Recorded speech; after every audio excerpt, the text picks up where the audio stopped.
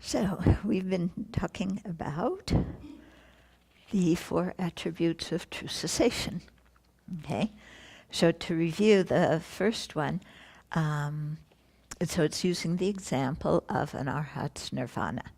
Okay, so to review, the nirvana is the cessation of dukkha, because of being a state in which the origins of dukkha have been abandoned, and so it ensures that dukkha will no longer arise. Okay, so that helps us to see that it counteracts the view that it's impossible to attain liberation. It's impossible to change. We're defiled sentient beings, and so that's how we are, so give up. So that first one counteracts that idea. Then the second one, nirvana is peace, because it's a separation in which the afflictions have been eliminated, counteracts the detour that some people take when they get stuck in the meditative absorptions in the form and formless realm. Yeah, and so those are so blissful. You've suppressed the manifest state of afflictions, and so some people take that as liberation, and they stay in that for a really long time. But because it's not actual liberation, when the causal energy is exhausted, kerplunk, down into the desire realm. Okay, so, and then now, to start the one we're doing today, is nirvana is magnificent. So magnificent is the third attribute, because it is the superior source of benefit and bliss. Okay, and so nirvana is completely non-deceptive. Yeah, and there's no other state of liberation that supersedes it, in the sense of, we always say, well, Buddhahood supersedes it, but in the sense of eliminating the afflictions, and the afflictive obscurations, there's no superior state than nirvana. Okay, and so we can trust it. It's completely non-deceptive, and it's completely free of the 3 kinds of dukkha. What are the 3 kinds of dukkha? Dukkha of pain, change, and pervasive conditioning. Okay? So it's free of those 3 types of dukkha. So this one counteracts the idea that maybe there's some kind of superior state to nirvana that you can get. Yeah? And so, people think there's some superior state, so they can bypass nirvana maybe. Or it also, counteracts, again, people who start on the path but don't complete it. So they think that there's some state superior to nirvana that in fact isn't superior to nirvana. Okay, so it could be, for example, let's say somebody generates the union of serenity and insight on emptiness. Yeah, that's going to bring you, wow, a lot of space in your mind, a lot of peace in your mind. Yeah, and so if you say, oh, that's nice, that's good, I'll stay there, then you're not going to accomplish your goal, because you're confusing a state that's on the path to nirvana for something that's superior to nirvana. Okay, so we don't want to do that, because if we just become complacent on the path, we get some good experience and then we become complacent, then, that's going to last for a while and then, it's going to stop. Okay, should we do the 4th one too? Yeah, so the 4th one here is nirvana is freedom. Yeah, the term is nisarana. Sometimes you hear there's a Sri Lankan temple in Singapore called Nisarana. Yeah. So, so this is freedom. Nisarana also can be translated as definite emergence. Okay. So nirvana is freedom because it is total irreversible release from samsara. So this counteracts the idea that you can attain liberation and then lose it. Yeah, kind of like you could win the jackpot and then become poor again, because you spent all your money, something like that. So this is really making sure that people understand that nirvana is the definite abandonment of all the afflictive obscurations. Yeah, it's not a temporary abandonment, and then they're going to come back again. But once we have irrevocably eliminated the afflictions, there's no possible way they can come back again.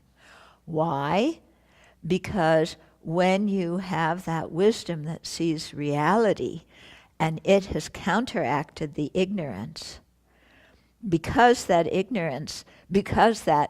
wisdom sees things as they are, yeah, how can you have a resurgence of the ignorance that has been eliminated?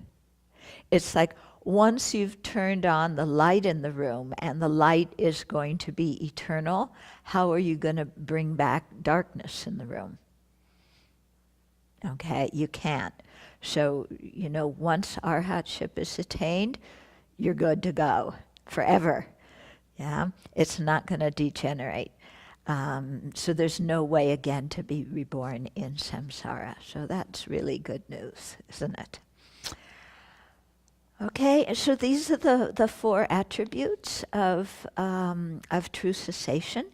And when we meditate on them deeply, it can help us overcome wrong notions we have about liberation, such as it doesn't exist, or,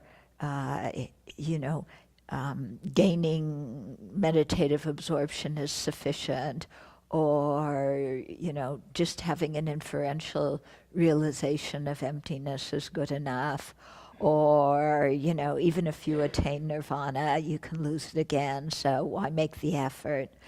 Yeah, so if we have those kind of misconceptions in our mind, then we're not going to practice wholeheartedly. Yeah, whereas if we can really think about these and examine them closely and really look and why is that so? And understand, not just, okay, there's these four, what's next, but really understand why these four attributes are true, then that can eliminate a lot of our doubt and confusion about what liberation is. And having eliminated that, then just gives us a lot of open space to practice.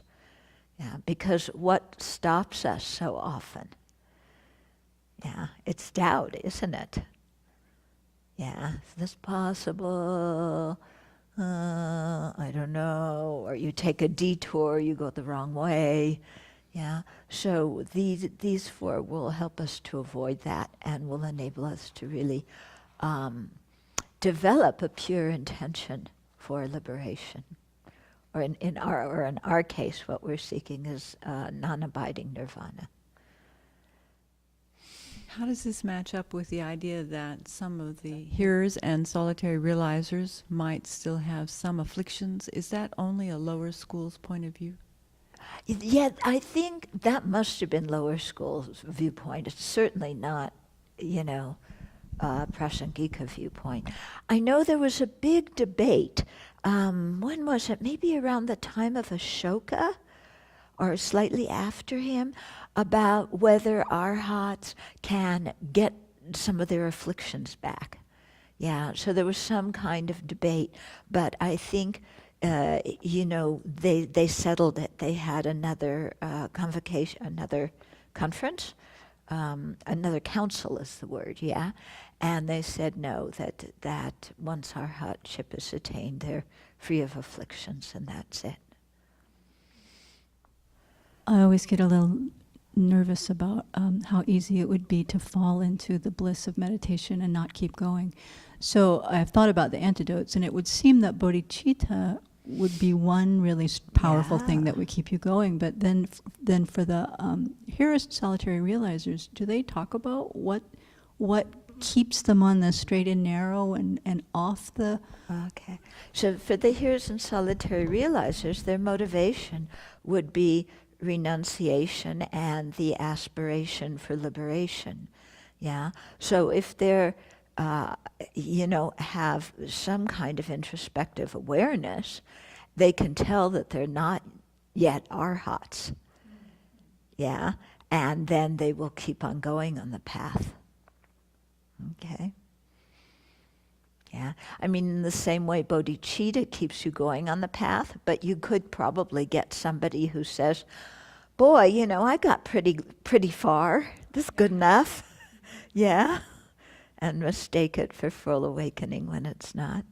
But again, this is, I think, some of the advantage of when you've done some study and what are the attributes, the qualities of nirvana, what are the qualities of awakening, then you can check your mind and see, do I have those qualities? Or what I have realized, my object of meditation, does it have those qualities?